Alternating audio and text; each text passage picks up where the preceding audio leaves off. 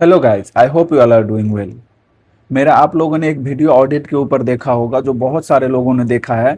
और उसमें बोला है मैंने कि ऑडिट को आप बिना रट्टा मारे पास हो ही नहीं सकते, अच्छा स्कोर कर ही नहीं सकते। मैंने भी अपना स्कोर मेरा पहले जब ये पता नहीं था मुझे, मैं कुछ और अप्रोच फॉलो करता था, तो मेरा 16 मार्क्स आया था। वो वीडियो देखा होगा आप लोगों ने। और उसके बाद मैंने अपना अप्रोच चेंज किया, अपना स्टडी पैटर्न चेंज किया। उसके बाद मेरा एग्जामेशन आया था और 63 आया था, वो भी सेल्फ स्टडी के बेसिस पे, बिना किसी कोचिंग के। तो उसमें बहुत सारे लोगों का डाउट है कि हम लोग इतने बड़े मॉड्यूल है उसमें पूरा कैसे रट्टा लगा सकते हैं, पूरा बुक कैसे रट्टा लगा सकते हैं। तो उसके बाद बहुत सारे लोगों ने मेरे से पूछा कि आप पूरा बुक कैसे रट्टा लगा लिए। पूरा बुक नहीं रट्टा लगाना है आपको, पूरा बुक रट्टा कोई लगा भी नहीं सकता, ये ध्यान रखो। और जिससे रट्टा नहीं लगता है, वो भी मैं जो अप्रोच बताऊंगा वो भी अगर इस अप्रोच को फॉलो करेंगे तो वो भी रट्टा लगा सकते हैं। और बेसिकली इसको रट्टा लगाना कम और रिटेंशन ज्यादा बोलेंगे कि रिटेन करना है आपको। आपको क्या करना है, मान लो कि एग्जाम है तो आपको एग्जाम तक ही याद करके रखना है। उसके बाद मतलब एग्जाम तक आपके दिमाग में होना चाहिए, आप लिख सको, ये होना चाहिए, बस इतना ही है। जितने भी थ्योरी सब्जेक्ट है जैसे स्ट्रैटेजिक मैनेजमेंट है, उसमें भी ऐसे ही करना है, उसमें भी यही अप्रोच फॉलो किया था मैंने। और उसी के वजह से मैं FMSM पास हुआ था। तो जो अप्रोच बताने जा रहा हूँ, रट्टा जो नहीं भी लगा सकते वो भी ये कर सकता है। और रट्टा लगाना कुछ नहीं होता, लाइन बाय लाइन, मतलब ऐसे बिना कुछ समझे, बिना अंडरस्टैंडिंग के आप ऐसे चाहोगे कि लाइन बाय लाइन पढ़ के, जैसे ABCD का कुछ लॉजिक बैकग्राउंड तो नहीं था, लेकिन पढ़ते पढ़ते हमने याद कर लिया, लॉजिक तो नहीं था। लेकिन वैसे अगर आप चाहोगे रट्टा लगाना पूरा बुक का, तो दैट इज इम्पॉसिबल। लेकिन आपको जो अप्रोच मैं बताऊंगा वो अगर आप फॉलो करोगे तो उसके बाद आप रट्टा लगा सकते हो। रट्टा कम रिटेंशन बोलेंगे।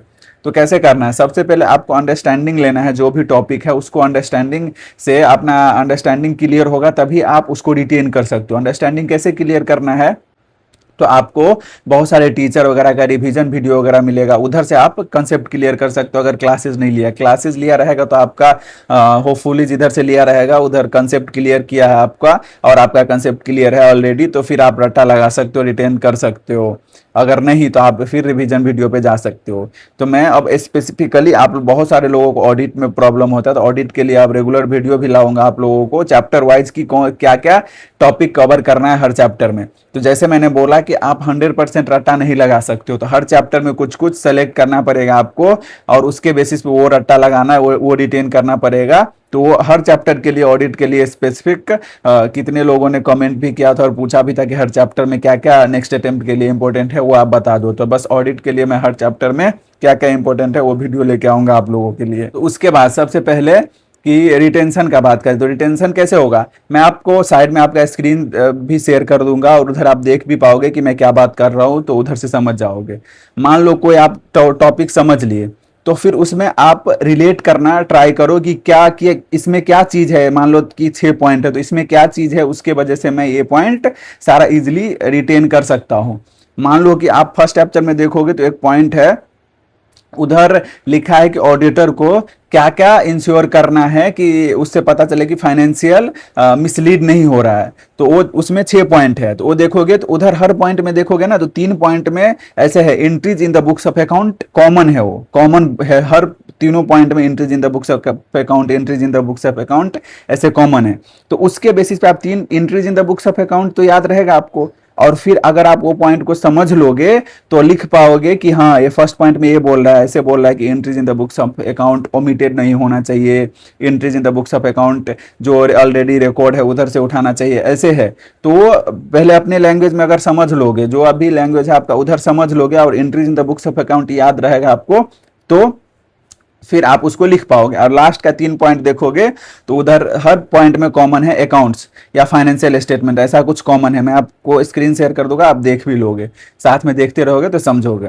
तो ऐसे आपको कॉमन चीजें ढूंढना है हर पॉइंट में कि किस कैसे मैं याद कर सकता हूँ। बेसिकली ये ध्यान रखना है कैसे भी करके आपको एग्जाम तक रिटेन करना है, और ये सारे अप्रोच है जिसके बेसिस पे आप रिटेन कर सकते हो। तो सबसे पहले कॉमन, अगर कोई पॉइंट कॉमन वर्ड है किसी पॉइंट में, कॉमन मान लो 3-4 पॉइंट का कॉमन वर्ड है, और उसके बेसिस पे वो याद रहेगा आपको, वो तो उतना तो याद रहेगा। फिर वो पॉइंट क्या बोल रहा है वो समझ लो, वो पॉइंट क्या बोला, बार बार पढ़ोगे ना आप, तो अपने आप फिर उसके बेसिस पे, entries in the books of account जैसे था उसके बेसिस पे आप वो तीनों पॉइंट आपको याद हो जाएगा, समझ के बार बार उसको पढ़ोगे तो तो ऐसे रिटेन करना है। और दूसरा अप्रोच है कि मान लो कि तीन तीन हेडर है कहीं, तो ऐसे देखना है कि फर्स्ट लेटर मिला के कोई वर्ड बन रहा है जिसके बेसिस पे आपको याद रहे।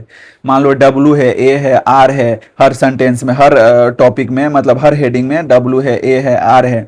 अगर उसके बेसिस पे वार हो गया, वो डब्ल्यू ए आर वार, तो उसके बेसिस पे आपको वार याद रहेगा, तो फिर वो डब्ल्यू से वो क्या है वो बार बार पढ़े तो आपको याद रह जाएगा। तो ऐसे आप कर सकते हो। फर्स्ट में देखो कि सेम सेम कहीं वर्ड है, उसके बाद देखो कि शॉर्ट फॉर्म बना के कुछ ऐसा वर्ड बन रहा है जो आपको याद रहेगा। फिर लिंकेज, कि अगर स्टेप वाइज है, कि स्टेप वाइज कैसे, कि जैसे ओवरऑल मैं बता रहा हूँ, जैसे ऑडिट करते हैं तो ऑडिट का एक अप्रोच होता है कि सबसे पहले अंडरस्टैंडिंग लेना है ऑर्गेनाइजेशन के बारे में, उसके बाद ऑर्गेनाइजेशन के बारे में अंडरस्टैंडिंग लेने का, और ऑर्गेनाइजेशन क्या क्या सिस्टम फॉलो करते हैं, ऐसे अप्रोच है।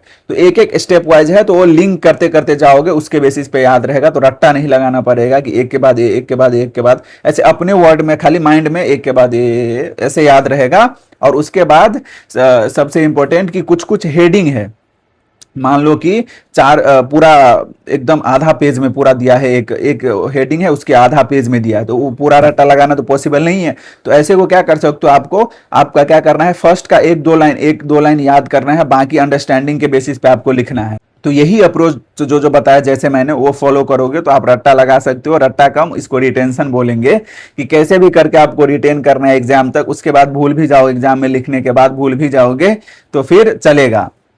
और अगर ऐसे याद करोगे अंडरस्टैंडिंग और ये प्रोसेस याद करोगे तो एग्जाम के बाद भी लॉन्ग टर्म भी याद रहेगा, यही है। और डायरेक्ट रट्टा लगाने जाओगे, जैसे पैरट पढ़ता है ना, पैरट के जैसे रट्टा लगाने जाओगे तो फिर कल ही भूल जाओगे आप, एग्जाम तक तो छोड़ो, कल ही भूल जाओगे। तो ध्यान रखो, जो जो अप्रोच बोला है इसके बेसिस पे आप रिटेन कर सकते हो। और साथ में मैं स्क्रीन शेयर कर दूंगा जो जो एग्जाम्पल जो मैंने बताया है आप लोगों की क्या अप्रोच फॉलो करना है, उसका एग्जाम्पल के लिए मैं स्क्रीन शेयर कर दूंगा, तो आपको पता रहेगा कि मैं क्या बात कर रहा हूँ।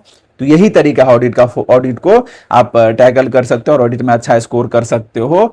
बाकी और कोई तरीका नहीं है ऑडिट में स्कोर करने का। रट्टा लगाने का मतलब ये है कि आपको वो आना तो चाहिए, कि जो है वो जैसा वर्डिंग है ऐसे स्टडी मैट में वैसा ही आपको लिखने आना तो चाहिए, उसके अलावा कुछ नहीं है। तो यही है कि ये अप्रोच फॉलो करोगे तो आप सेम टू सेम वर्ड लिख सकते हो, बार बार 2 3 बार 4 बार रिवीजन करोगे सेम चीज, ये अप्रोच फॉलो करके तो फिर आप लिख सकते हो। और फिर आपको ऐसा हार्ड भी नहीं लगा कि याद नहीं हो रहा है, क्योंकि ये अप्रोच फॉलो रहेगा तो आपको रिटेन रहेगा ये चीजें, और बार बार पढ़ोगे तो फिर ऐसे बोर भी नहीं होगे, क्योंकि आप डायरेक्ट रट्टा नहीं लगा रहे हो, आपको अप्रोच पता है, कुछ अप्रोच आपने कुछ माइंड में अप्रोच लिया है, और कुछ तरीका है आपके माइंड में, कुछ स्टेप्स है जिसके बेसिस पे आपने रट्टा लगाया, तो फिर आप बोर भी नहीं होगे बार बार पढ़ने में, और मजा भी आएगा।